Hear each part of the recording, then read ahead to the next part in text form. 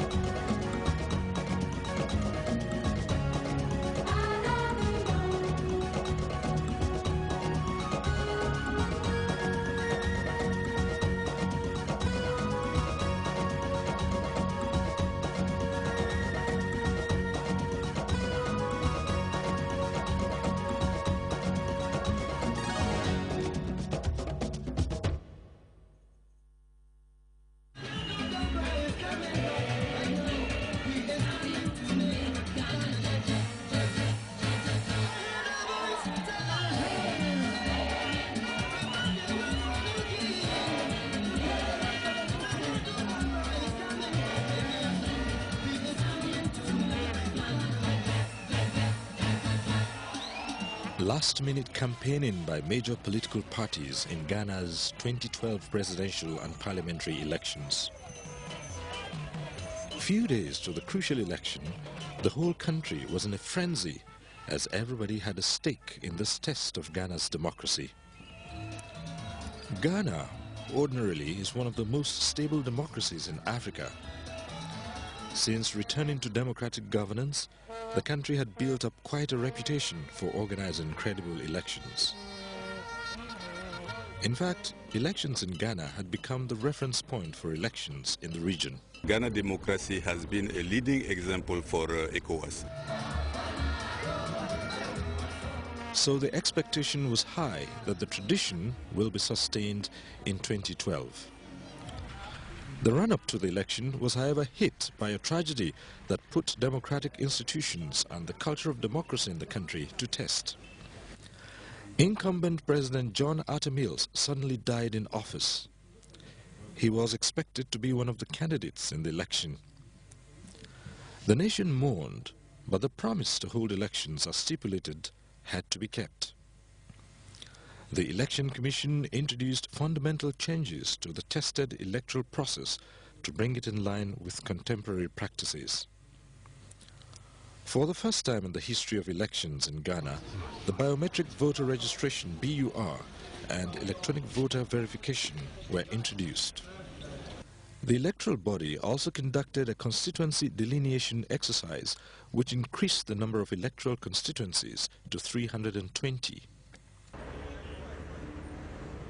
This set the stage for the 2012 election, which was to be Ghana's sixth since the return to multi-party democracy in 1992. The global community took an interest. The Economic Community of West African States, ECOWAS, took an active role. In line with its commitment to promoting good governance and democracy among member states, ECOWAS deployed its election monitoring mechanism to Ghana well ahead of the elections. ECOWAS has deployed 250 observers in order to monitor the process and ensure that the election is conducted in accordance with the laws of the land and with the minimum standards contained in our protocols. We are not going to be the ones conducting the election. We are just going to observe and ensure that the process as we have it in our texts and as also laid down by the country are followed, and will report what we have observed. The 250-man strong Ghana Election Observer Mission, headed by Nigeria's former President Olusegun Obasanjo, hit the ground running. The mission made wide-ranging consultations with relevant stakeholders in the electoral process, including the Ghana Electoral Commission, some of the political parties, and one of the 8 presidential candidates. This is a country that for going to 20 years now, you have been building a culture, a tradition, and a reputation for peaceful, transparent, free and fair, credible election. And for us from this region, all of us, and indeed for all of us from Africa, we want this to be a permanent feature of our democratic process.